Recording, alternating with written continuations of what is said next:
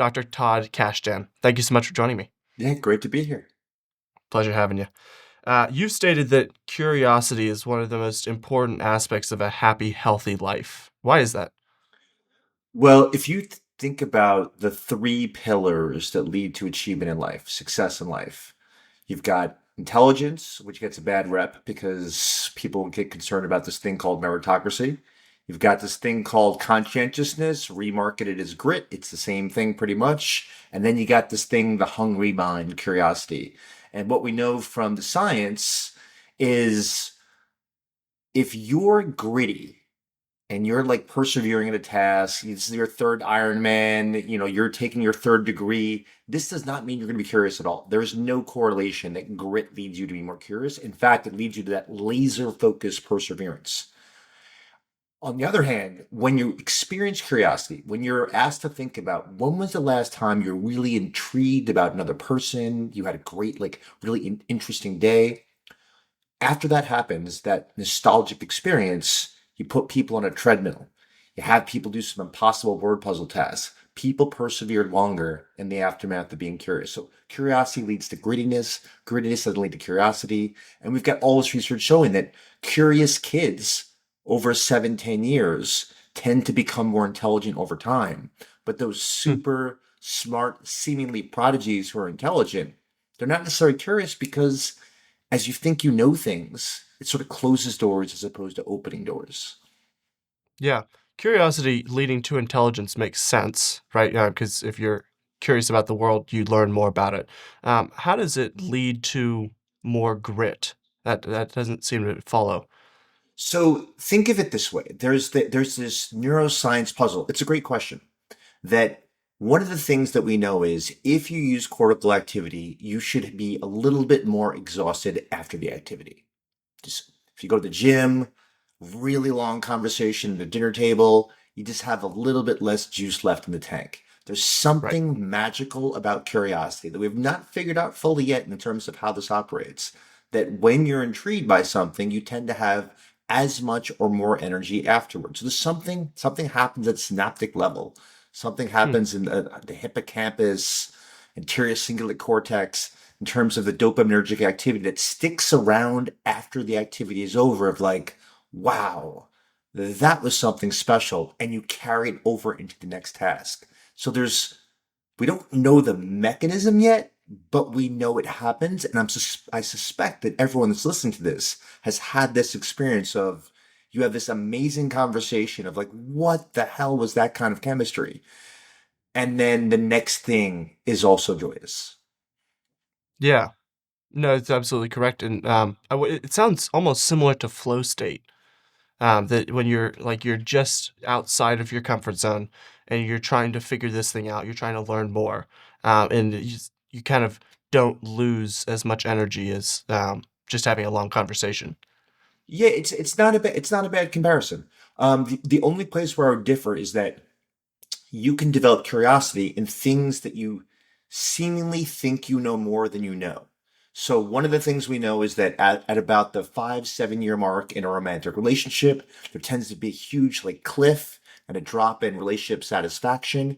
And one of the antidotes is start realizing you don't know as much about your partner as you think. And you've been making these bad prediction models of movies come out and you kind of can think of start crossing the ones out that you think your partner won't be interested in. You're reading a book and all of a sudden you're like, you know what? They're not going to care about this. I'm not even going to mention it. Podcasts, people you meet.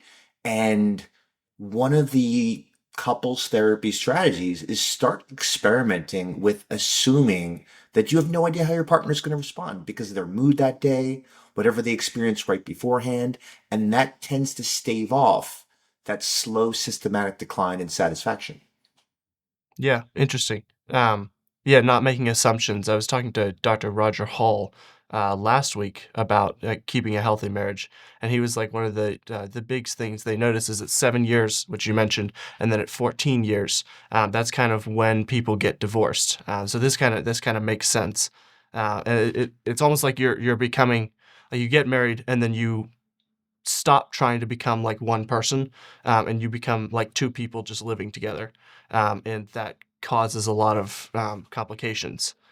I would just change that metaphor a little bit, is that you assume that you have expanded and you have included the other person's values, philosophies, friendships, social network, um, experience into your sense of self, such that I don't really need them around anymore because I've integrated it into who I am.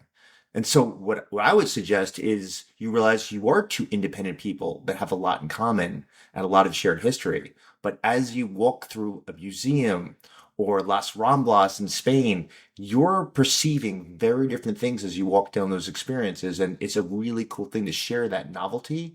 And that's one of the elixirs of having that, renewed intimacy and vitality in relationships. Yeah. Yeah, and part of that is just based in biology, like men and women are different. So, we're gonna see things differently. How does the connection between curiosity and grit, I maybe I missed this. How does it, that when you are super curious about a thing, you are then afterward more likely to persevere through pain and suffering? Think of it more of just general, that you are willing to stick through a task that's interesting. One of the misnomers of grit Hmm. is this is like David Goggins, like this is like the Navy SEALs. That you're just basically going to, Yes. like, no matter cuts, bruises, Right. slices, loss of Right. flesh, you're going to keep pushing through it. If it's not interesting, people tend to abort very quickly. Like if it's not this passionate, like one of the key ingredients for a satisfying moment, social or non-social, is, do I feel effortlessly myself in this experience? That gets that flow thing you were talking about earlier. Do I experience vitality, which is the opposite of being depressed? And one of the things about when you're intrigued about something, you've got both of these things that are happening. Like you're wondering, like this novel thing that I'm being exposed to, mysterious, uncertain, complex, just asymmetrical. What is this? And do I believe I have the coping mechanisms to handle this novelty, mystery, complexity? If the answer to yes is both, there's novelty and you think you can cope with it, this kind of challenge makes you want to persevere. And one of the mistakes that teachers make and parents make and adults make often is thinking that the task speaks for itself. I don't have to sell it. And leaders make the mistake. Parents do it. Teachers make it. Yeah, that, you'll just intrinsically understand this to be valuable, as opposed to finding out if they're actually curious about this first, which will then, as you mentioned, that makes more sense. Yeah, because the David Goggins, like, you're curious and then you go run 7 miles with broken shins, doesn't make a lot of sense, but that Yeah, yeah. actually No, that checks out. it's interesting because the fun thing about psychology is paradoxes. Humans are just these infinitely complex creatures. Why do we attract ourselves to people that are high in narcissism and psychopathy? Like, why do narcissists make great leaders when there's an initial situation where there's lots of chaos and no one's taking the helm? I mean, these things don't make sense on the surface, and that's why we study these cool questions. Yeah. Um, what is kind of the point of curiosity? So evolutionary wise, you think about 200,000 plus years of being humans is the only way you are going to evolve as a species and survive changing environmental situations. And that includes, a new tribe of people come over to your tribe and you've never seen more than 150 people in your life. Is you got to get interested. You got to figure Mm, out who can you trust, who's villainous, who's a protagonist, who can be my ally, who would be a good mate? How do I sustain my mate as all these other characters want to seek out my mate as well? How do I take care of the next generation, whether it's your kids or just being kind of, some steward for the world? How do I make sure that I'm going to be safe, secure, and a little bit certain in terms of what skills can I bring that people would want to bring me in as a friend or an ally? All of these things are the province of curiosity. Those people that were incurious and just basically, like, not thinking about what are we going to do now that the temperature has changed, the weather's changed, and all of a sudden we can't get berries. We're not getting access to sufficient amount of meat that happens here. People that can't adapt, people that aren't flexible, they're not going to survive changing environmental conditions. Curiosity is like the forefather of being mentally agile and flexible. hmm. Yeah, and yeah, interesting. And that's kind of developed into today as well. We're still dealing with similar questions, although not the same ones. So curiosity, what role does curiosity play in today's life? Is it basically the same, but just with different, the barriers aren't the same? Just take any current business, economic, political, social issue. Post COVID, right?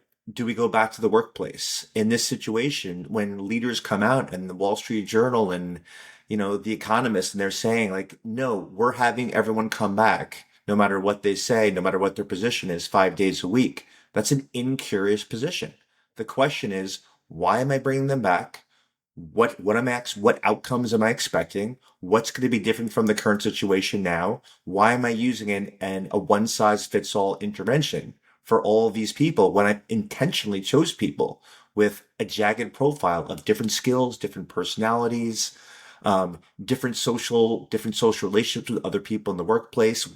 If you have a one size fits all solution and you're not thinking about the individual people, you're an incurious leader and you're basically going to have like some subpar productivity and innovation. Right. Do other animals, are other animals curious? Oh yeah, there's this great neuroscientist who passed away a couple years ago, Jack Panskeep, and he studied rodents, and he's these great squirrel studies where you've got squirrels that become friends in the early years. Don't ask me for months and years for the details. And then what they do is they separate these friends. They're evil. Scientists were evil in the 60s and 70s. And then they As was the reintroduce. CIA. Yeah, yeah, yeah. So was Phil Zimbardo at Stanford University. Right. And then you take these once childhood friends as adult squirrels, you reintroduce them, and you throw a predator in the mix. You throw a little cougar in there. And then you basically want to see is like, how do these once friends respond?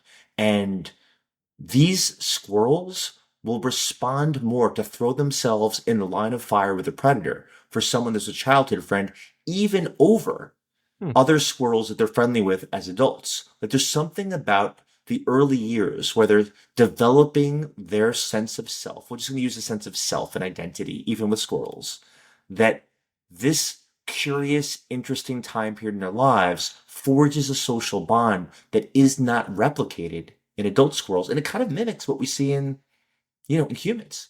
Like when those childhood friends that stick Hmm. along as you go from middle school to high school to college, if you went to college, then the workplace, man, those old friendships, they're not replaceable with new characters.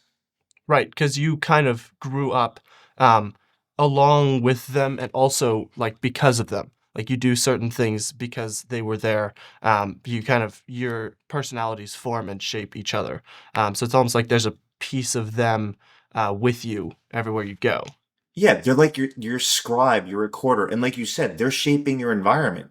But you're experimenting with all different types of ways of behaving, interacting. How do I approach people like in the romantic realm? How do I do something that's physically challenging? How do I approach a bully? What do I do in the aftermath of my car being robbed in the situation, which has happened to me in New York City? The people that are there for those really early experimentation periods, there's something about that there's like this social glue that just doesn't go away. Is there a link between amount of intelligence and amount of curiosity? Damn, you're asking really good questions here. So there is Thank a you. great paper that is underappreciated by Stephen Reese, who also passed away a couple years ago, about the same time as Jack Panskeep. And it was basically a paper of showing that you can be, I'm going to use the medical term, mentally retarded, which having an IQ lower than 100 on a Hmm. scale, well below average, and still behind curiosity. So curiosity is divorced from intelligence. Now, you definitely do see a correlation where the more intelligent you are, you tend to be curious up to around 120 in IQ, which is about a little over one standard deviation above the mean. But you could be well below threshold of functional adult in terms of your intelligence and still be extremely curious. You see this really innocent childlike curiosity in adults. Yeah. No, I'm just thinking, especially in the animal kingdom, things like squirrels. Makes sense that they're like more curious. I know ravens, crows, a lot of the birds are really curious. But if I think about something like a bear, less curious than something with more intelligence. Yeah, there's a good model that you're playing with here, which is to what degree does power interfere with your ability to be curious, right? You could think of, I mean, the first thing that comes to mind is it's analogous of if you're in the C-suite of an organization, CEO and CTO, and you run the show, do you tend to see a decline in curiosity with this power of you can kind of move people around like marionettes? And you do tend to see that the people that end up in these positions are often showing high intellectual power, high levels of curiosity, high levels of conscientiousness or grit, that those three pillars we talked about earlier. But often when you experience the high level of power with that status position, you see a decline in interest in those people and all the things that got you to where you are. Yeah, interesting. Almost, it curiosity is dangerous because if you are curious about something and you find that you were wrong in an assumption you made before, you might have to upend a whole lot of your life. So maybe once you're successful, you don't want to poke the bear too much. You kind of want to ride the wave you're on. Yeah, let's put dangerous in scare quotes, right? Because Right. Yeah. it's this interesting, it's like the illusion of threat, of Right. like what if you have to be intellectually humble and change your mind? Now we do see in politics the people that are described as being persuadable and change their views, they are docked by citizens in terms of they're seen as less having less leadership qualities. We do see that often with leaders in industry, or like even the PTA or the coach of a high school soccer team. You see the same thing. So one of the strategies to avoid this illusion of threat is to sort of what's called having two-sided messages.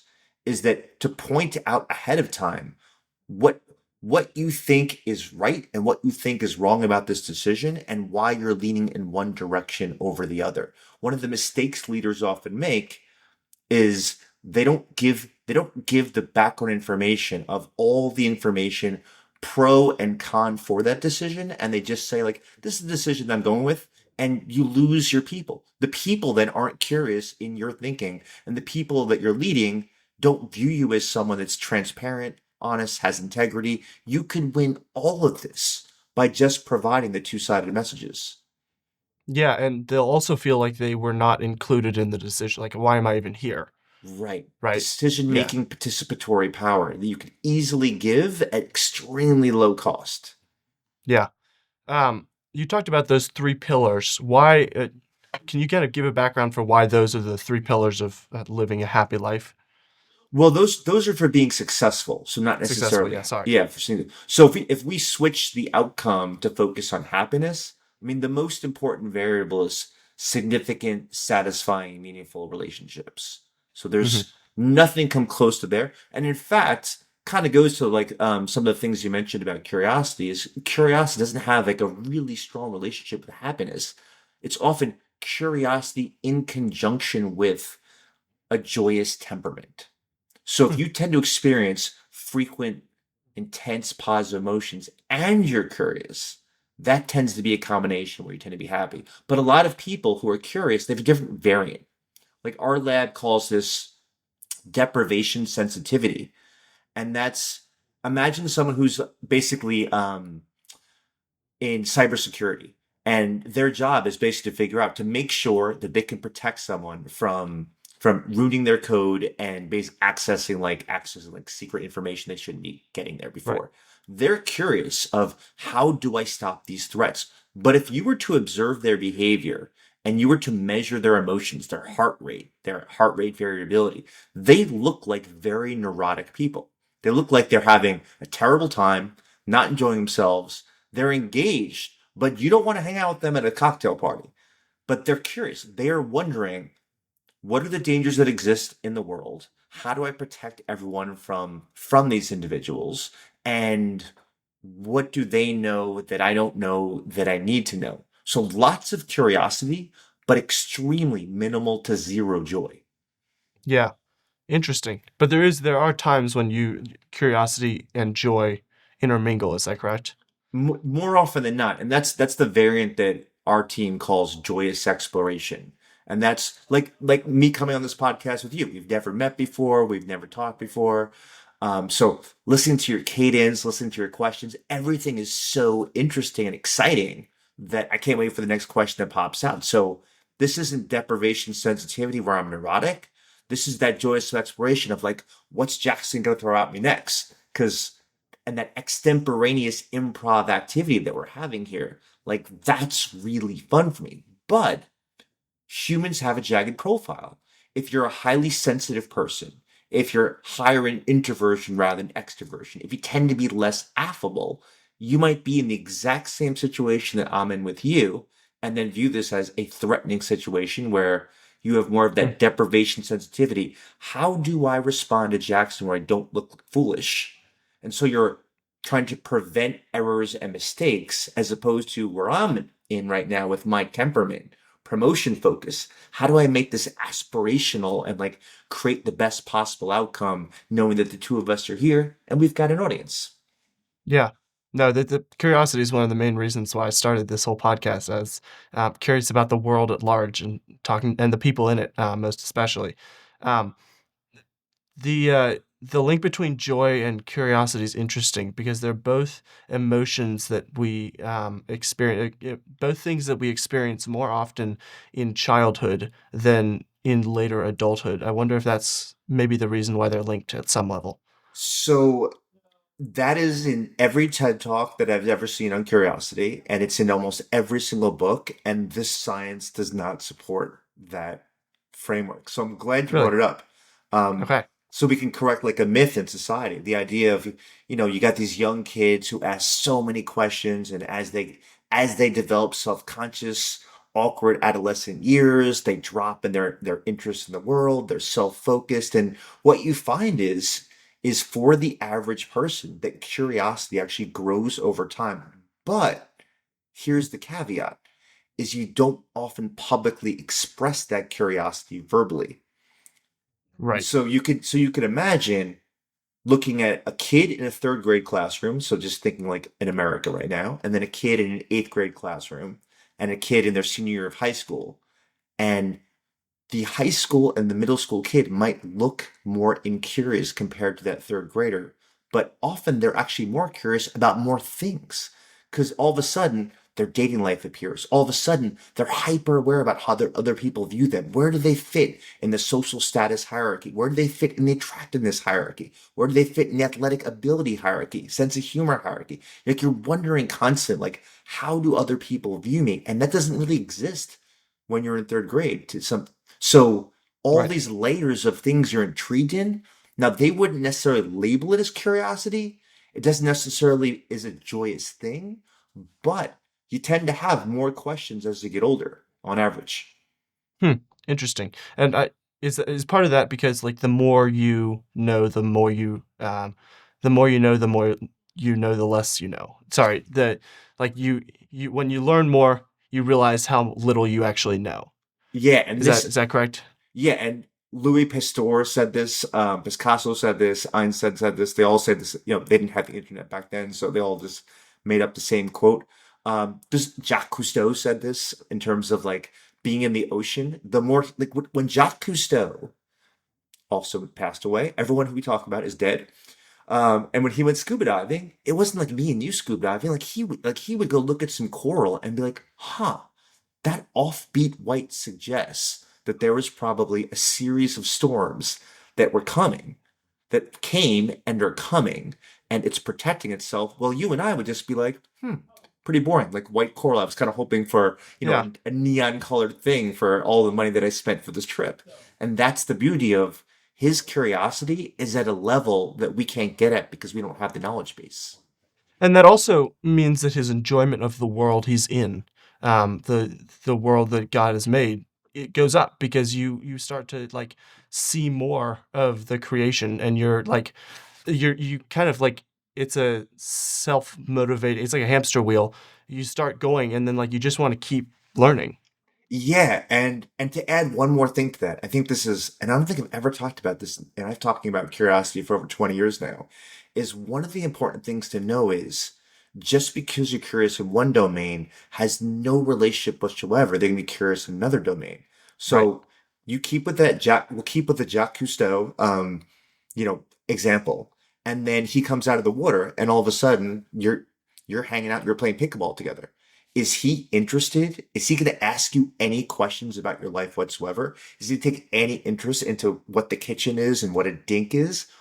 Maybe, maybe not. It has no correlation whatsoever. And I think we shouldn't assume just because you hear a scientist on stage talking about astronomy that they're going to ask you a single question, even though you might have come from Bolivia to come visit their talk in Texas.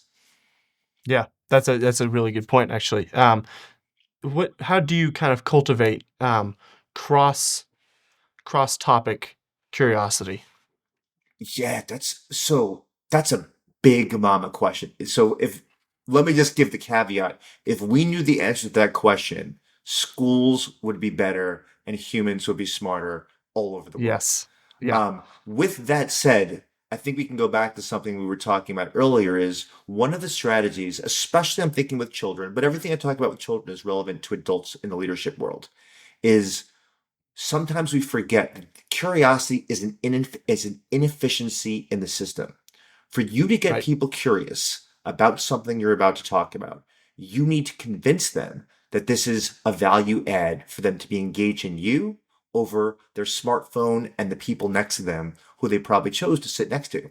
Now, Right. so I put the onus on the person who's in the front of the room as opposed to like you have to beat the smartphone. You have to beat the people they chose to sit next to. If you don't do that as a comedian, as a playwright, as a musician, that's on you. And when you're a teacher, I think one of the mistakes that people make is they don't say the reason that we're going to be talking about the Black Plague is it is so relevant to how does an epidemic affect people to become risk averse in a society, which then leads to less innovation, less creativity, and slows down evolution. If you set that up that way and you introduce very specific things that people created that are relevant to the audience that's in front of you, you're going to get them interested in a topic where they might have no interest in history previously. Right. Yeah. Yeah, that makes sense. And but you can't customize school infinitely, right? There's only a certain amount that you can kind of um, personalize it. What's the right amount there? Ah, man, you're good. That should be on your podcast once a week. So let me tell you what I bemoan. So I have three daughters. Two are twin 18-year-olds about to graduate high school. One's in seventh grade right now. One of the things that's annoyed me watching them come into the classroom as their mystery speaker, mystery reader over the years is how many teachers often use sports as an analogy to try to win over the boys in the class. And the Mhm. assumption is if you're XY, you're going to be interested in sports. And then it's like as if 100% of boys are interested in sports and there are no other hobbies, no other interests that exist. And the Right. other part is how little effort as a dad of three daughters is made to figure out what's the metaphor and examples I'm going to use to try and win over the girls in the class. And Yep. so to your point, you can't use three examples every time you introduce a mathematical equation in a math class, but you can intentionally switch off and you can give meta comments and say, okay, because I just gave an example about the New York Yankees to explain the last this one, now I'm going to give you an example of to talk about why this math is important to understanding why Pluto is no longer a planet. So you're switching and you're giving a meta comment in terms of, okay, now that I just gave an astronomy example and a sport example, raise your hand. What's the next category I should play? Let's think like Jeopardy right now, and have the class like interact and just come up with topics, right? Like 17th century, cannibalism, whatever they want to do. And like, if you get a classroom that gets to pick the topic for the examples and the metaphors, you're going to get so much enthusiasm in that classroom. And it's such a low effort way to win over like a really difficult audience. Yeah, because they want to learn it because they're invested now. They've helped create this idea in their head, as opposed to it just being shoved down their throats. Yeah. Um, Yeah. yeah. And you don't have, and if you're an English class teacher, listen, I'm sure Jackson, you're just like me. I would love if every kid read Lord of the Flies, 1984, Fahrenheit 451. Like, these are Right. classics, but it's okay if you love graphic comic books. It's okay if you want to use Harry Potter, which I've never even read before. If you're going to just want to get kids to read and understand that they are levels levels of the game in terms of like what's underneath the text that comes in there, go to where they're excited and intrigued. Don't go where you're excited and intrigued. Right. Yeah.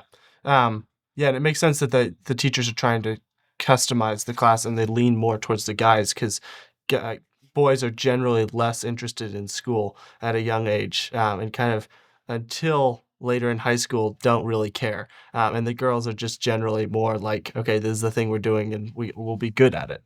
Yeah, that makes sense. Yeah, interesting. So, um, when you're trying to customize or personalize these questions and these ideas to find out where these kids are interested, um, the ultimate goal is to get them to a point of higher education, and you don't want to have it um, infinitely customized, right? You want the end goal is, let's say they're reading The Lord of the Rings, and if they're just reading graphic novels along the way, which if you're a young kid, you maybe shouldn't be reading the graphic novels, but if they're just doing that along the way, there's a point at which you kind of need to level them up. How do you know what is the point when it's time for them to uh, get outside their comfort zone? Well, the entire journey, the entire educational journey, the entire workplace journey, the entire relationship journey should be all about developing distress tolerance, psychological distress, physical distress, emotional distress. I mean, one of the challenges right now is people are experiencing more mental health difficulties than any prior generation. Right. Part of that is because there's less stigma, so people are comfortable talking about it, but that doesn't account for all the changes that have happened there. And one of the Yep. things that we need to do is allow people to fail at things and then scaffold them. And I mean, too much of the conversation is about developing a growth mindset, getting people to realize like they have the capacity to grow beyond whatever profile they bring into the classroom, the workplace, like the athletic field. Like you Yeah. can grow, and part of it is a perception. So, but that's not enough. Part of that is like if somebody fails at something, what is the exact things you're going to do with them to remind them that they're high potential individuals? So there's great research showing that if you have teachers, now this is done in high school and college, and after there's a bad performance on a paper, like a written paper, and some people write like, "Listen, you tried your best, great job." Typical teacher leader feedback. But Right. other people write down the add-on addition, which is that I know you can do better because I've seen you in class, I've heard you in class. That Right. little bit about that self-affirmation that I saw your potential does wonders. It actually, when teachers add that onto papers, you find that there's this I'm sure you've seen it before. There's like this black-white achievement gap, and it's Hmm. slowly reducing. It used to be about 15 IQ points. Now it's down to Yeah. about 12 IQ points. But it also Yep. happens it's in classroom grades also. There's a gap. Like doesn't Right. matter what you want to see, the data Yeah. are there. It's pretty clear. When you add on this, I see your potential little feedback handwritten on people's papers, it wipes out the black-white achievement gap in that classroom. Hmm. That is Interesting. cool. That is a cool intervention. Yeah. Yeah, and um it's beneficial for the kids themselves and for uh society at large, right? You don't want people they go to school, they're not really like they feel like they can't win at that, and so they turn to the easy thing at that point, which is crime and violence. So that encouragement to like you have the capability to make it, you just need to do these things different, is like there's a way out for kids because it can kind of be hopeless for a young kid to like, "Oh, I failed this, that's because I'm a failure, that's because like there's just an infinite spiral because they're a kid, right?" And so that it's just ever leading downward. And think about how inexpensive this very wise psychological intervention is. Right. All it means is that you don't have an auditorium of a racially diverse set of kids and say, listen, you all have great potential. Any of you could end up becoming Secretary of State, a vice president. Because actually, I've I despise comments like that because based on what we know of what colleges prior presidents and prior secretaries of states went to, most people don't have a chance. So Hmm. that's not what you do. You provide the very specific moment where you see potential, but they didn't live up to it, and you remind them that you see that potential. The more specific you can be about what you saw, I do this all the time in my college class. I get these students, it's often guys in my class where in class, in comments in class, they're questions, they're like little Jacksons. Like they're just asking these really great questions. They stump me. And anytime I have to say, you know what? I have no idea. I'll come back to the next class with the answer. And then they do bad on exams. They do bad on papers. And I'll come up to them after class. I'm like, listen, Mike, your comments in class, I know how amazing I know how well you know the psychology. Something's not transferring to the page, but I see you. You can do this. I want you to experiment with a different style, and I might give them one or two tips about this. But the person in class is the person when they write that paper, that same person, that same Michael writes that paper, it's going to be an A paper. And they glow. And the thing is, I'm not disingenuous. I'm saying, like, I've seen you. I know how intelligent you are. Something's happening between your brain and getting it on the written page where there's a loss of information. I want you to find that information and put it on there. Record yourself talking, then write it down. A very typical strategy that I give people. But when you personalize like that, it is a small cost to me. It's inefficient in terms of my time. If I had to do that with 20 students after every class. But to me, what's a better use of my time as a professor and a Right. teacher? Yeah. Yeah. That's the No, it's job. a, yeah, right. It's almost like as a young kid, your mom says, don't touch the hot stove. And you say, well, I'm gonna. And then you touch the hot stove and immediately get feedback. And it's like a similar thing to this. Um, you did this thing wrong. This is exactly what you did wrong. One of the things Dr. Hall was saying about anxiety is like when you're anxious about a certain situation going into a test, let's say, try and identify the thing that you're anxious about, the thing you're worried you're going to fail at. And so yeah, I really like this idea that you pinpoint you're not bad at like psychology at large. You're bad at getting what's in your head onto the paper. Right. And I'd add one more thing to that anxiety, which I think is really important, especially for people listening to this, and this is hard to do because I used to be a therapist. I'm a clinical psychologist, and my specialty was treating socially anxious kids. And Mhm. one of the things that I always train them is when I set them off into the world, like, listen, here's what I want you to do. I want you to raise your hand and just say one thing in class. You haven't said anything in 5 months in your class. And then come back and tell me what happened. Now, before they do it, I'm like, I want you to write down on a piece of paper what you think is going to happen. And they'll write down, everyone's going to laugh at me. The teacher's going to be like, go to the office. And I Right. love it. The more extreme, the better, because I know it's not going to be that bad. Like it might be Yeah. bad. Like they might, Yeah. they might pee in their pants from anxiety. Like, but no one's going to see it. Like it's not going to be that Right. bad. Yeah. When they come back and they tell me, raise my hand, asked a question, the teacher answered it, and that was it. Like that was all that happened. And they're like deflated. I'm like, what are you deflated for? You can't control the outcome in terms of like how people respond to you, but you executed the skill perfectly. So separate the skill execution from the outcome. You could be single and you might approach the most alluring person on earth that's sitting by themselves at a cafe and be funny, playful, great storytelling. And they might turn and say, you know what? Thanks for coming over to me. I want time by myself. See ya. And you walk away and you might feel deflated. No, you have no idea what's going through their head. Like they might have just been told, like that their partner wants to separate and have a divorce, like right before. They might have been Right. just told they were fired. You have no idea. You executed perfect. Separate the skill execution from the outcome.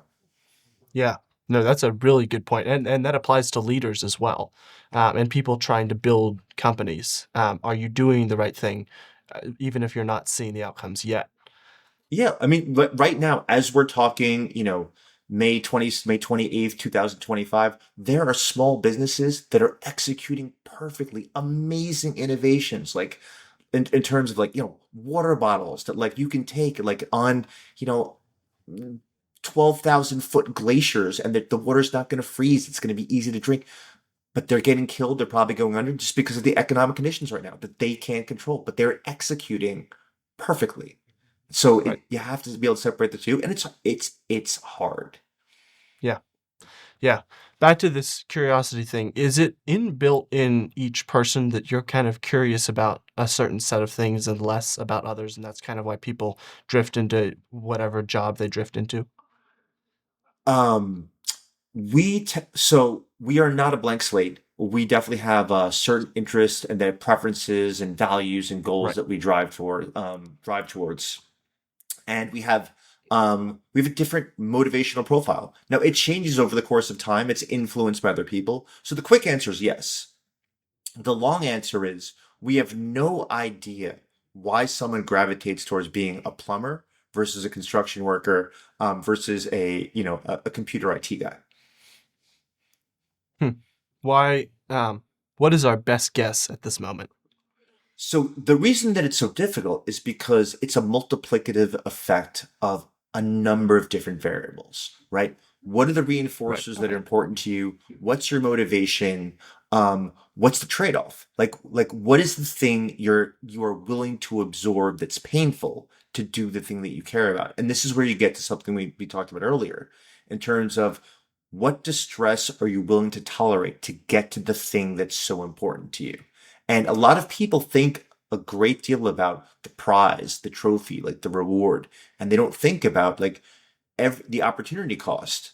Every time that you aim for some particular goal, there are other goals that you're not pursuing. And so if we spend a little bit more time thinking about what are the sacrifices that I'm willing to incur, it's a lot easier to be more curious, exploratory, and experimenting along the journey, as opposed to being surprised that lo and behold, if you decide that you don't want to go to college and you want to be a construction worker, which you can make a great deal of money, um, if it ends up being that there is a recession, you are less recession proof than if you went to college, right? But are you willing to absorb that? Like, can you think 5, 10 years down the road, and or do you want to have more security and stability in your life? Yeah. And picking a thing and then just going for it, is kind of half the battle of being a human. Um, yeah, that's a big thing we run into. How do you, as someone, for someone who is, maybe let's say 30 or 40 and it's kind of feels like they're losing that sense of curiosity, that sense of wonder. How do you revitalize that? I think one of the important things is start with the simple stuff, right? So if you were clinically depressed, the first thing I would say is I want you to be vertical for at least an hour a day. That's it. Right. Like, Yeah. because you're just going to have more dopaminergic activity, more vitality going through your body if you're physically moving around as opposed to you're laying down or you're sitting on a couch. So that's it. So if you're incurious, the first thing I want to do is find things like what is interesting in the mundane environments you find yourself in. So think about the local grocery store that you go to. Most of us are like on a mission. We're foragers. We have a list of things to get, certain cereal, get those protein enhanced Pop Tarts, get some apples, get some eggs, get some turkey bacon. You're in, you're out. Especially if you're a guy. Like that's like a male approach to shopping that goes in there. Yep. And what I would say is that one thing that you could think about is slow things down a tiny bit and just ask yourself the question like what's three interesting things about the grocery store that you didn't notice previously? Could be sounds, could be colors, could be the arrangement, could be the shape of the shopping carts, could be the bizarre thing that people constantly shift the hand shopping cart from one hand to the other all the time as if like they're aware of their bodily asymmetry all the time. It could be like how many unhealthy people are in the healthy aisles, or it could be the other way around, like how many healthy people are in the unhealthy cereal aisle that happens. And as you start to just look for interesting things, you start to realize, shoot, the world is freaking intriguing. So you don't have to go on, a massive hike in the forest and have these awe-inspiring experiences. You don't have to try psilocybin or have a K-hole with a little bit of ketamine. Like, it starts with just in your micro environments. What are three interesting things you haven't noticed before? Right. Yeah. And I found that actually looking like physically looking up has alerted me to a lot more things that I didn't know was there. I recently found out that my local grocery store has a giant a wall of mirrors that's kind of like raised 20 feet off the ground, and is pointed down at everyone. But I would have never known that if I didn't look up. I Um, love that you said that because I have no idea what's in my grocery store above the top of the aisles. Never looked. yeah, yeah. Um, is this something that needs to be done perpetually, or can you kind of like similar to working out, like, okay, I'm going to spend, or during this activity that I'm going to do, I'm going to spend 30 minutes of it being curious or 10 minutes of it being curious. I think even more than that, it's so what you're leaning towards is like, does it develop like a natural habit where it's less Right. effortful? So the answer is yes. I mean, just for me, I wrote a book on curiosity. I've been studying it for 25 years. We created a model of curiosity, the five-dimensional model of curiosity. And what happens is I have all these habits in my life. For example, you sent me an outline for what we're going to talk about today, and you asked me, did you read it? And I said no, because I never read the outlines for any podcast or talk that I go to, because I like the improvisational nature. Like, I have no idea what's going to happen. It's super stimulating. It activates like my working memory like greatly. I love that feeling of not knowing. It's anxiety provoking. It's that anxiety is like really enjoyable. And every time I do something like this, like you're saying, it builds those muscles where I tolerate the anxiety more. I tolerate the uncertainty more. I enjoy the improv more. And I think it translates over where you get more comfortable in strange social situations where you're in the gym, you turn to your left, and all of a sudden someone starts a conversation with you, and you don't even want to have the conversation. But you can switch gears and go from heavy like weightlifting to like what's the motivation of the person? Why are they talking to me situation? Yeah. Um, yeah. And that's also, I think there's a good deal of humility in that as well. That the world isn't about you and other people have lives and things that they're doing. And, it's kind to them, but also good for you, to learn more about them. I love what you just said. Yet there's so much self-help gobbledygook about being the main player, the protagonist of the story, and you're the hero. And what you're saying, which is really beautiful, is think about that you're just a supporting character. There's a lot of stories and narratives that are happening. Jackson, I know nothing about you, but damn am I intrigued, and I love how well dressed you are compared to me. And enjoy like letting other people lead in terms of their stories and just kind of you figure out as you go like what's my role in Jackson's story in this situation when I come out of here and meet Jose, the contractor who's working on renovations in my house. Like, what's my role like in his story, like in terms of like he's gonna bring his kid most likely, and like it's like a family like little company that comes to my house, and as opposed to like I am the hero of the story. Yeah. No, I think that a good deal of problems would be solved if we stopped being so obsessed with ourselves. Um, yeah, The social media world would be, I mean, just imagine if you were other focused versus self focused in terms of right, trying to stop sounding intelligent and trying to figure out like, hey, like it looked like it's not clear who was wrong in the latest who's the Karen incident that's online, but right, hey, can I and I always love when people ask this. Can I get the 5 minute footage before this event to know what happened? I love that comment because that's the intellectually humble, curious comment is this little part here is designed to evoke a very strong, visceral, irate reaction. But I would right. love to know the backstory. What's the context? Yeah. exactly. Yeah. What are those 5 tenets, 5 parts of curiosity that you mentioned? So we talked about two of them, actually three of them, but so we, it's five ways that curiosity can manifest itself, and they look differently. So one is the joyous exploration we talked about, and that's where it's really like this real pleasurable feeling of like I want to seek out new information and experiences. And this is why people think that kids are more curious than adults because they get so excited. I mean, when I used to come in as the mystery reader in grade school to my kids' class, my God, it was like I was the homecoming king on a float. Like they're just like, who Right. is this guy?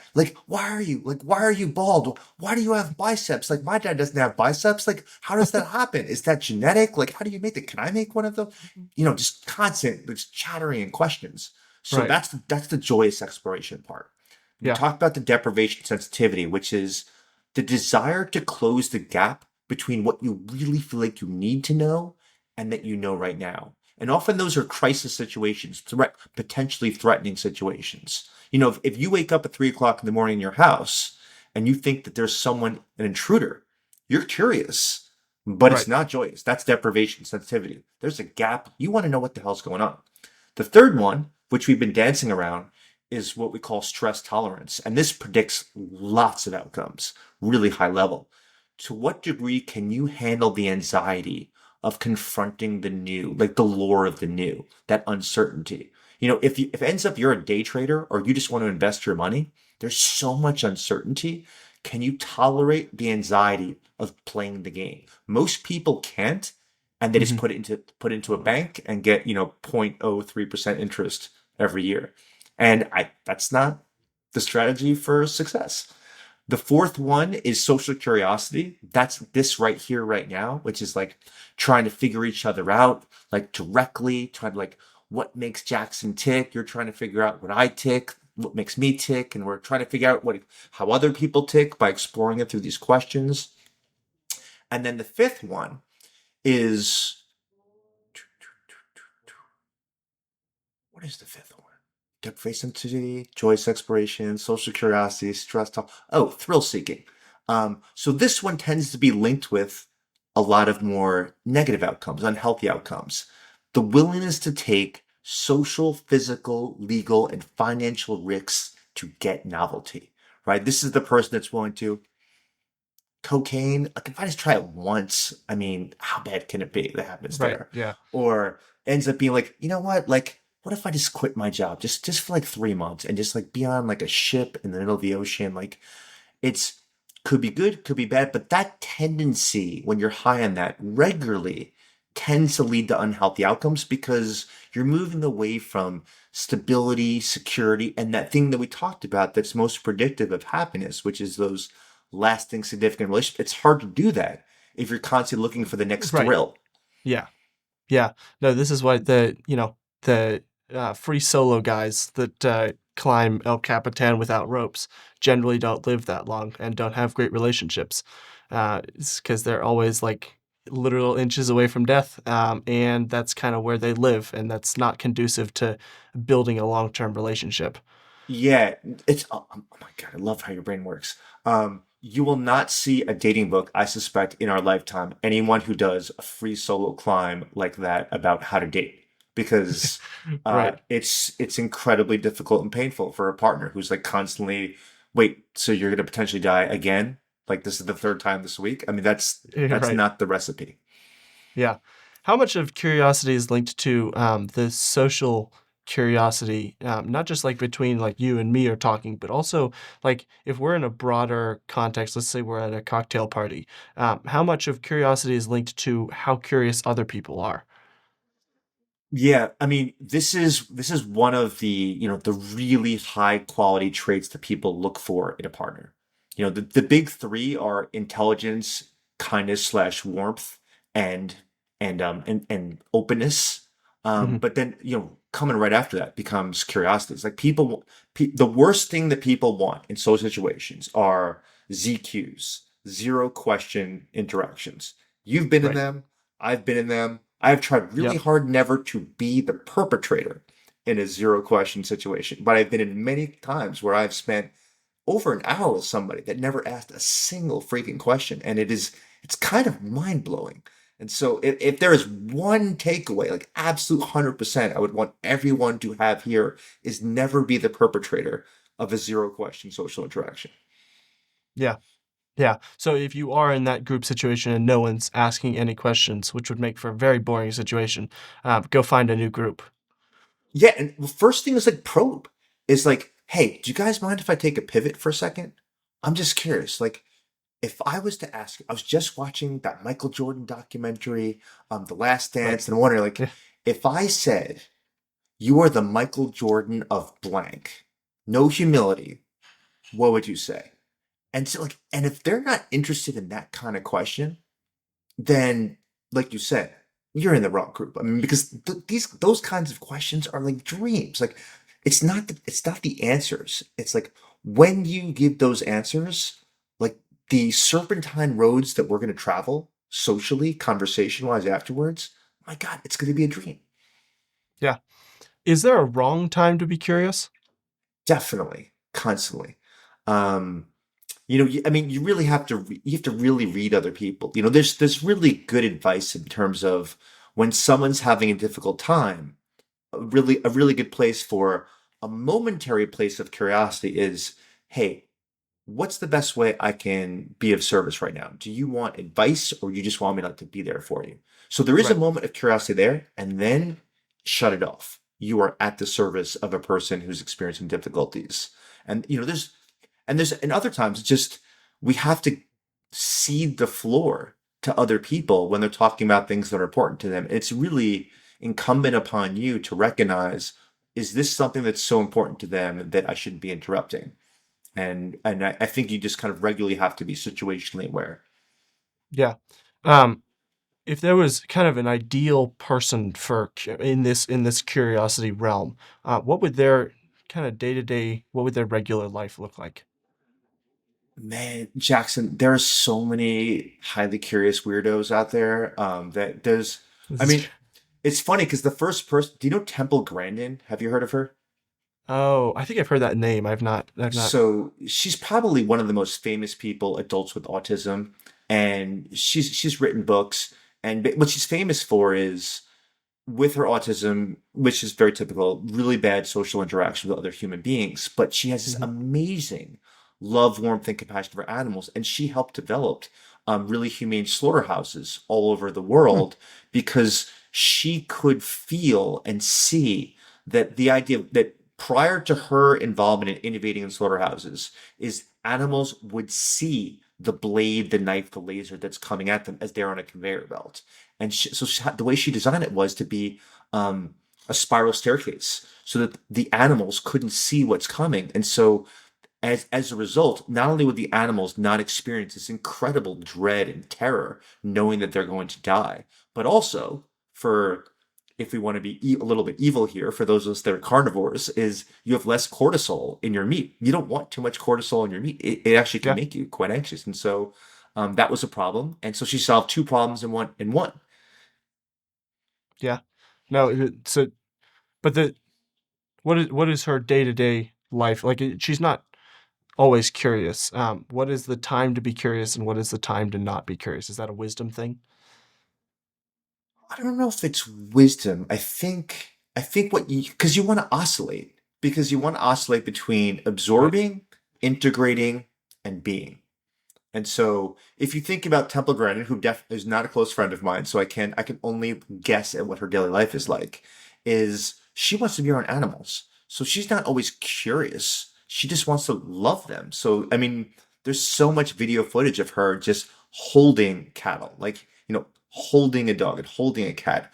And one of the Right. things that she designed actually, besides these humane slaughterhouses, is because she doesn't like physical contact from other humans, she has this very strong aversion to hugs and anyone touching her shoulders, is that she designed this leather um self-hugging machine where you just kind of go inside of it and then it basically pulsates and it's tight enough that it mimics the physical sensation of someone like squeezing against you but not in a painful way, and almost like this, like wrapping that blanket really tight around you after like a Yeah. really nice swim at the beach.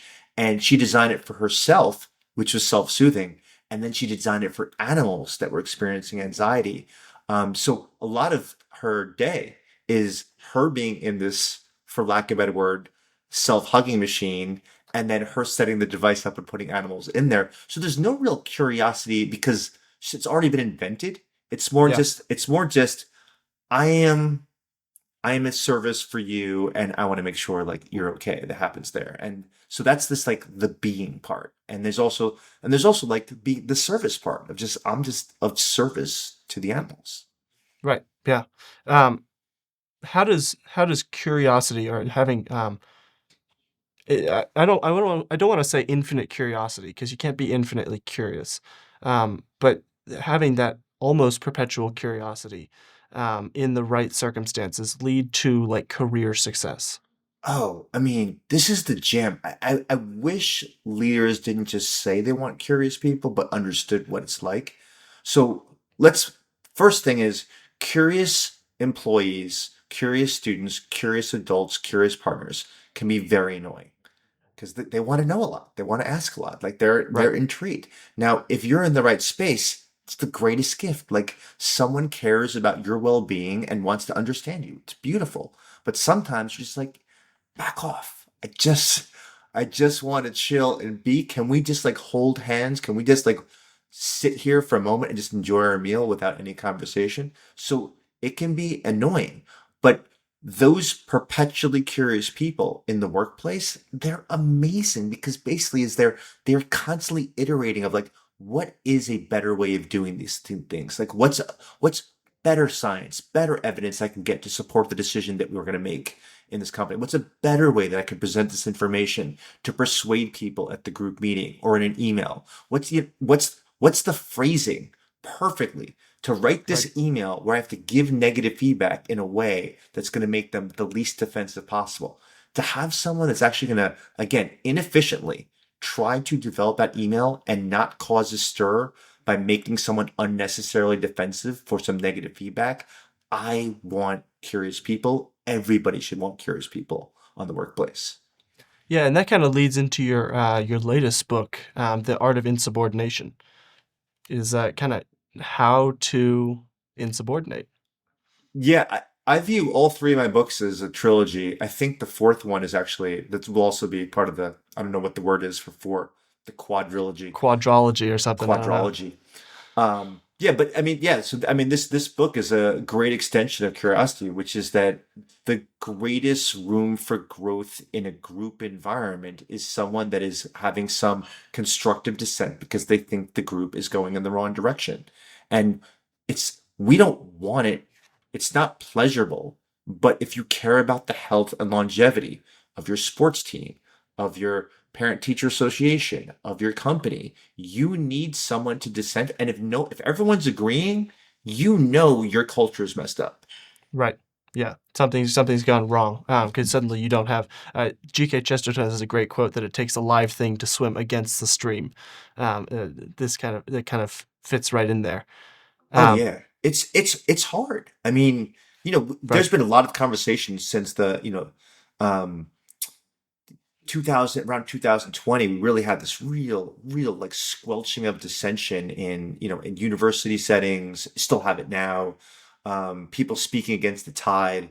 You insert any political issue, whether it's transgender issues, athletics, anything that involves in race, sex. I mean, these are topics where in your preferred group that you identify with, there is normally a very typical way, a very typical attitude you're supposed to have. And I'm a really huge proponent of heterodox views and cognitive diversity in your group makes your groups better. But there's a lot of places where they do not get this concept. Yeah. Insubordination is. It feels like something that is necessary, but it is only not only, but it is much easier to insubordinate when you're with your friends as opposed to when there's a lot more on the line. If my friend says something and I think he's stupid, I say, "Hey, I think you're stupid, and here's why. Here's what I think." But if my boss says something and I think it's stupid, then there's like I can't say, "Hey, I think that's stupid," because then there's a there's a lot more risk there. Um, in that vein, is it sometimes wise to have the people who are more likely to insubordinate, personality-wise, be the ones that kind of take up the causes because the CEO or the boss or whatever it is kind of respects and recognizes that that's going to happen? This is a really good question. So let me do a slight modification. Is it's not the person with the dissenting view, the defiant view. You want to figure out one of the best strategies for, let's say that your boss is going on the wrong track, whatever it is. Um, you know who is socially attractive in that group. So I'm not talking about physically attractive. We're talking about the person that people want to sit with lunch, the person that people want to Right, curry favor with. That person one on one, you want to figure out whoever those people are. You want to get them to amplify your message if possible because they're the golden right, children. So if they can amplify your voice, and there's this great paper in the Academy of Management on exactly how to do this. So let me just walk through it for a split second.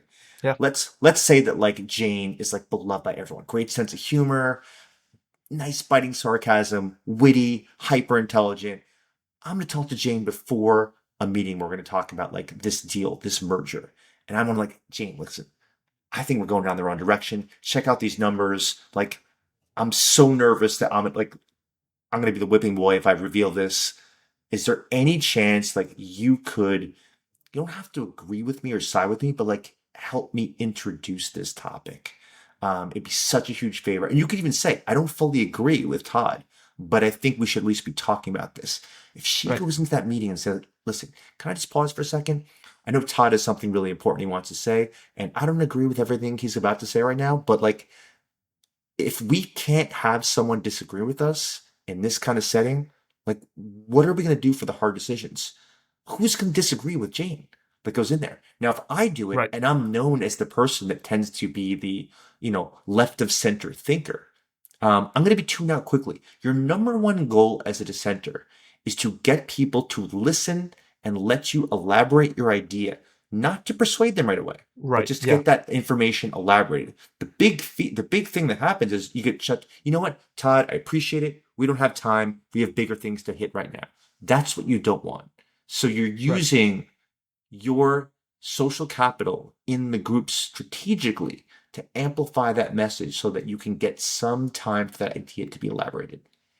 Yeah, and this also means that, like, you can't dissent every time you think something is maybe not the right track all the way. Like, you kinda gotta pick your battles to fight.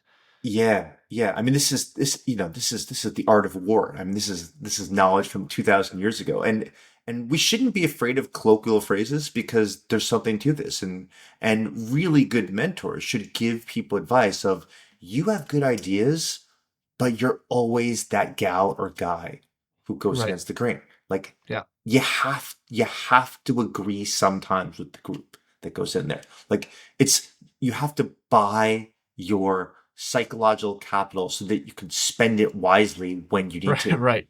Yeah. No, you're in, psychological debt. You're in, millions of dollars of debt. You can't keep bringing things up. Yeah, Um, yeah. That also leaves a responsibility for the people who are really popular, to kind of be, um, humble and kind enough to listen to the person who's maybe not the most popular and hear their opinion out.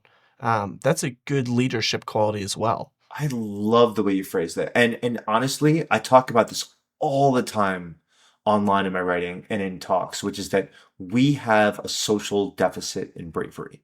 And if you're lucky enough, temperament wise or social skill wise, to actually be that popular person, like you should feel, I want everyone to feel like you have a responsibility that you can move the needle culturally in really cool directions.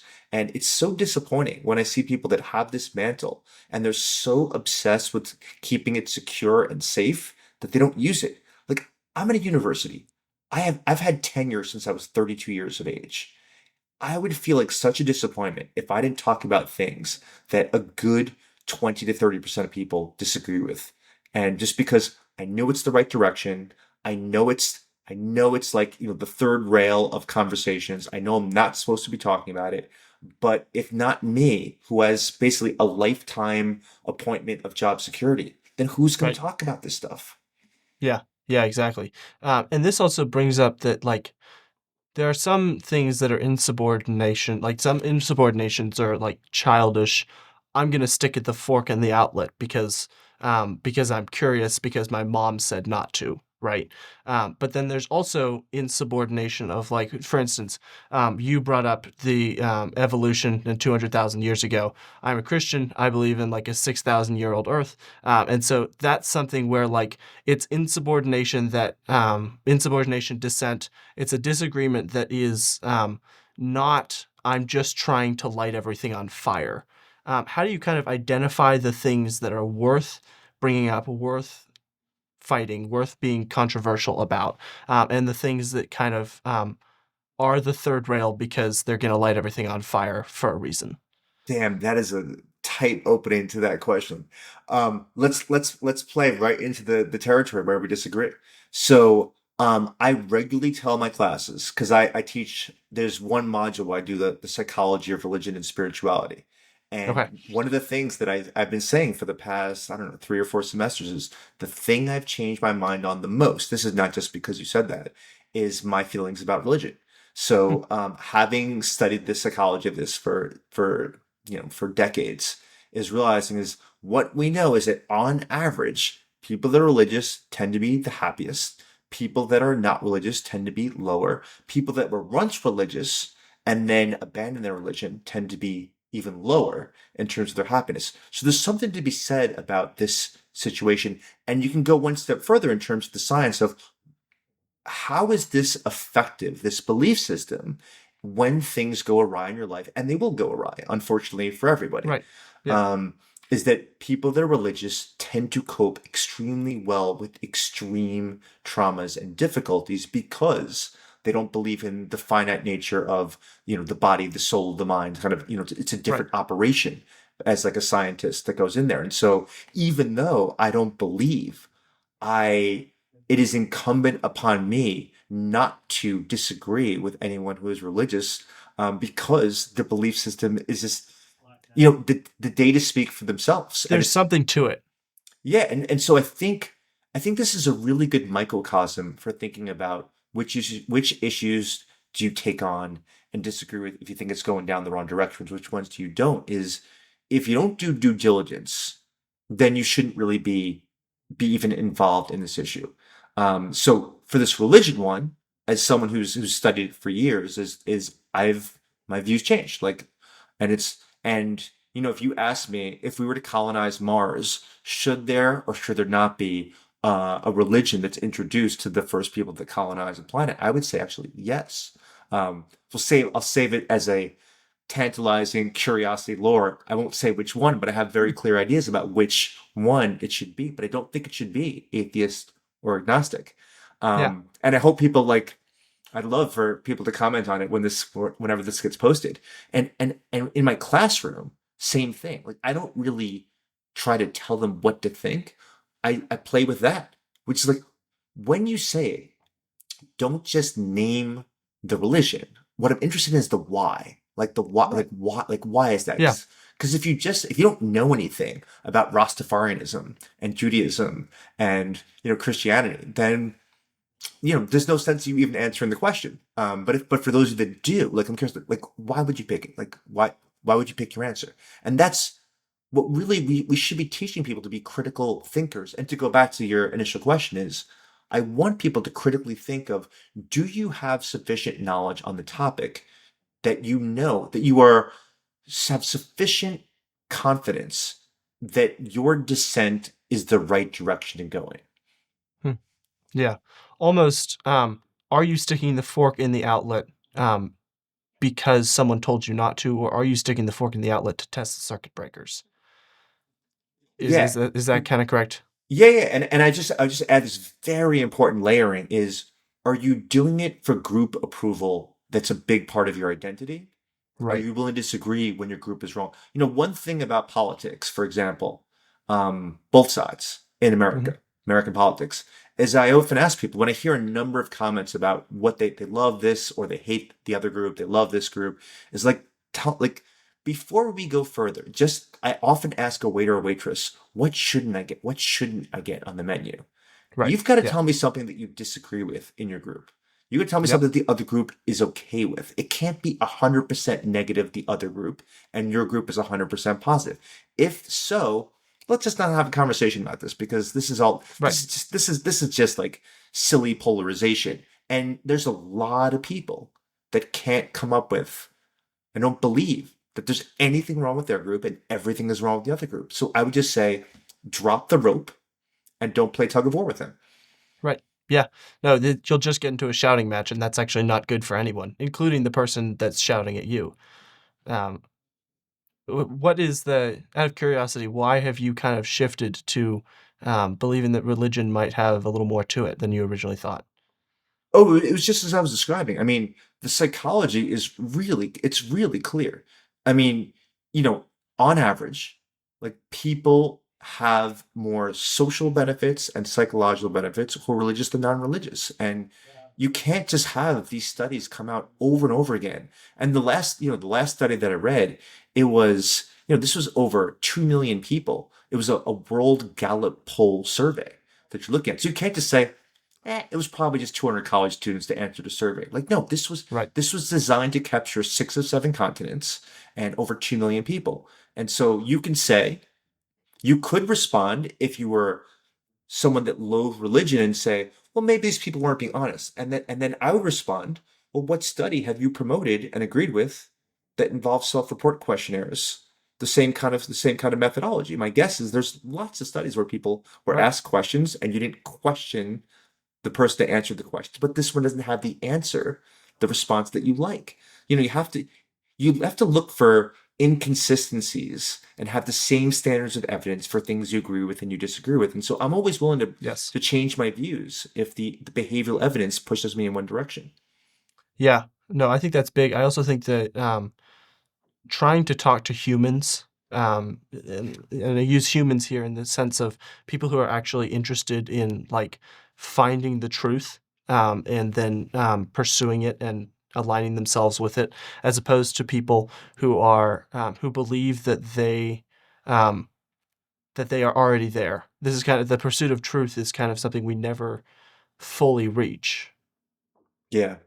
That's what's fun about being a psychologist as opposed to, an animal physiologist, is Yeah. that there's a lot of uncertainty. And also, everything that I say is on average, right? You have people Right. that are Right. religious Yeah. that are completely unhappy, have terrible Yep. relationships, and then it's fun because then there's a new question. What Right. what helps predict who ends up in that category? Yeah. Where did all the insubordination go? Because we kind of have lost the ability to disagree with each other in a classy manner. Um, it's a strange thing. I mean, I don't want to blame social media for everything because that seems to be the du jour thing to do these days. I Right. think Yeah. what it is let's play with the amount of time. If you look at time time use surveys, like what do people do with their time, the amount of time people spend in face-to-face I can see you interactions is continues to decline over the course of time. And so there's two Right. things that happen. Is one is I'm like, Jackson, I'm not going to insult you if I'm looking at you, see your eyes, and see like what I can do with you with my words. I'm going to apologize quickly. I'm like, oh, shoot. I think that might have came out wrong. Like, it seems like that hit you wrong. If so, like, I apologize. Yeah. If I don't see you, that little meta commentary doesn't happen there. But the other part is you get less socially skilled. I mean, I'm a lot older than you. So as someone who's 51 years of age, I grew up where you would call, there was one phone in people's house. You'd call the landline and you'd be like, oh my God, I hope Seth picks up and not his dad.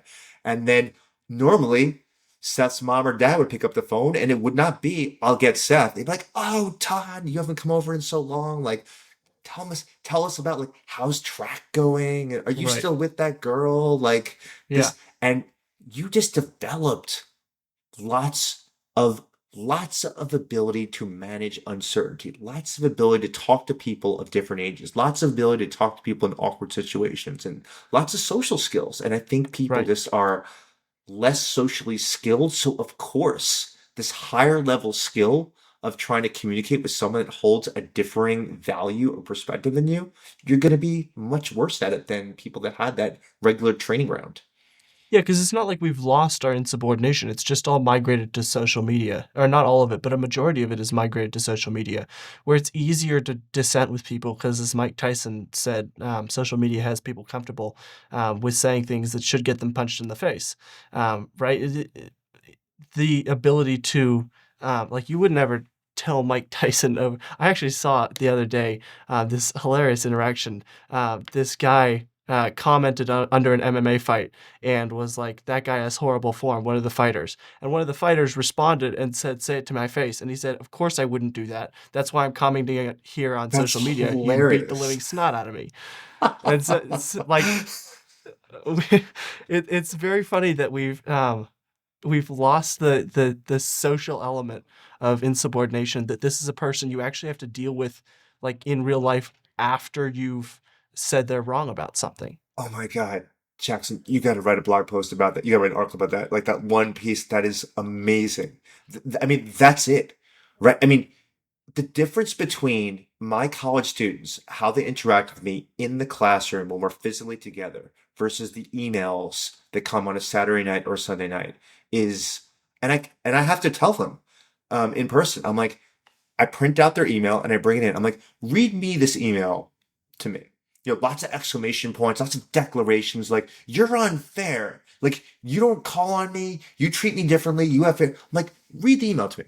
And they won't even read the email to me. Like, Yeah, it's their words. So I don't right. respond. I just print it out, bring it in, that goes in there.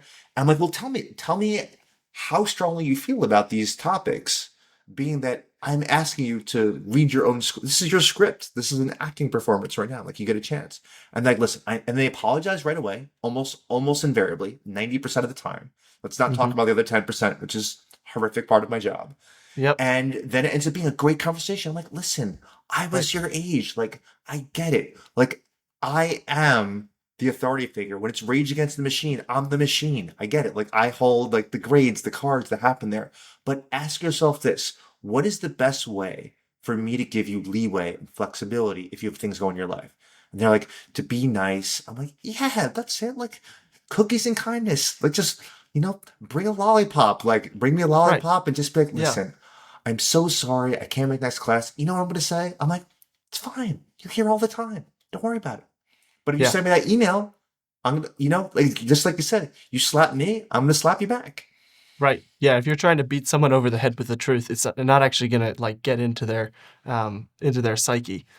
Um, I wonder if this is also, this may be a bit of a third rail topic, but the declining rates of testosterone in men. Disagreement is a very masculine, not a male, but a masculine trait. To say no, I disagree with that. Obviously, it's you see it in both men and women, but it's a masculine trait. And I wonder, as the broad masculinity of our culture declines, that's part of the reason why we're seeing a lack of the courage to dissent with someone in public, and then actually have to deal with the repercussions of that. Damn. Um, I love listening to you talk. I love that you distinguish between masculine trait and being of men that goes in there because Right, they're very different things. Yeah. yeah, and that's yeah, because it's true. Like, I mean, there's nothing, there's no controversy here. Empathy, compassion, loving behavior, it tends to be feminine qualities, not Right. women qualities, feminine qualities, Right. and and aggression and, like, and impulsivity and formidability tends to be masculine qualities. And some people, the best work. This is Sandra Bem from 1960s talks about the ultimate personality profile is psychologically androgynous, where you have lots of masculine traits and lots of feminine traits. That's the ultimate profile to have. Um, but I think you're onto something huge, which is like we can't underestimate like how these hormones are move and pull us in particular directions. And I mean they are the things that anticipate what we're going to do next. They're the things that influence what we do next, and they influence how strong our behavior is in a particular situation. So uh, there's like we don't know just how strong the repercussions are of lower testosterone in the country. But I think you raised some good points of there's no question that like your ability to have disagreements, arguments, conflict is definitely going to decline with this. Yeah. How do we bring back a, a, a, a wise view of insubordination? I purposely chose this very electrified term because this is what gets you kicked out of the military, like for acts of insubordination. And Yep. you've seen this in the government, them say of you were removed because of an act of insubordination. So it's basically is when you're in a social, we're always in social status hierarchies. People that are supposedly above you, you speak out of turn because you see something's wrong, and Hmm. that's a good thing. Like we want people to stand up to tyranny and to evil deeds, like non-virtuous behavior. Like we want that. Um, I think the really important thing is to not focus on trying to change people's views on insubordination, but to change people's views about conformity. Of conformity pressures interfere with almost everything we care about except for security. Now, if you think about 2025, the culture that we've developed, the financial prosperity that exists, the amount of resources that are available to the vast majority of citizens that someone 150 years ago couldn't even fathom. Like the idea of televisions, and cars and homes, like and central air in your homes. At this level, we should not be aiming for just security. You should be aiming for Right. how do I expand and grow as a person? How do I maximize human potential? How do I figure out what I can be great at? How can I be a contributor to leave a lasting, beautiful legacy with my life and help other people do the same thing?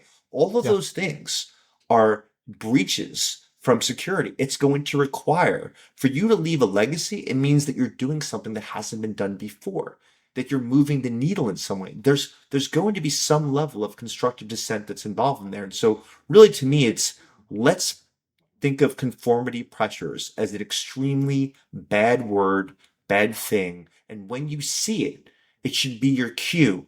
Okay, hold on. There's too much agreement. I need to hear from those minority voices in the room that are happening. I do this Right. all the time. Like everyone is agreeing way too much. Something's wrong here. I'm not that smart. Yeah. Um, yeah, and I think that that's something that we are blessed enough to be able to do in America because there is kind of this safety net that, like, if you go out and you try and build a company and it fails, you can move back in with your parents or you can get a construction job. Like, there's lots of security, but having the courage to um, insubordinate against even your own feelings, and the desire for comfort is necessary to succeed in anything. And even just take a different domain that we haven't touched yet. Your family. Like Right. let's say that you wanted to be like you wanted to enter into a long-term relationship with someone that your parents don't approve of, and you're a full-grown adult. How do you handle that situation? Do you Right. toss the person aside because they didn't get their stamp of approval that happens there? Do you end all relationships immediately with your family? Or do you figure out, like, what is the way that I can dissent and disagree and have my own persona and fight for the very natural rights that you can be with anyone that you want to? Like, as long as of legal age and there's consent of two people, like, why would Right. it matter who you're with? And so, I think there's a lot of people that are again that deficit in social courage are not willing to incur a little bit of wrath, and as a result live somewhat impoverished, psychologically well lives because they just don't want to hear that negative valuation, and they don't want to hear the possibility that they might be rejected. And some people, you just want to just like absorb their rejection and move on. Yeah, and sometimes that fear of rejection is grounded in the fact that, like, your parents might actually be right. Like, this person could be a really like a bad fit for you. They're older than you. They've got more knowledge. They've got more wisdom than you. That they might say like, "Hey, you might think this is a great idea, but it's not going to be a great idea 20 years down the road." And so that also takes a tremendous amount of humility. It's a really good point. So if you don't disagree and have that conversation with your parents, you don't get access to their wisdom of why they think a different view than yourself. And either party could be right, but the wisdom transfer doesn't take place without the dissent. Yeah. Yeah, exactly. Where can people find The Art of Insubordination, your other books, you elsewhere? I mean, everything you can go right to my Substack. I've got a best-selling Substack called Provoked, and all the links to everything else where you can find me is embedded in there. Fantastic. I'll put links in the description. It's been a pleasure talking to you. I really appreciate the time. You have an amazing set of lobes, and I can't wait to come back here again. Appreciate it. Thanks so much, Todd. See you guys.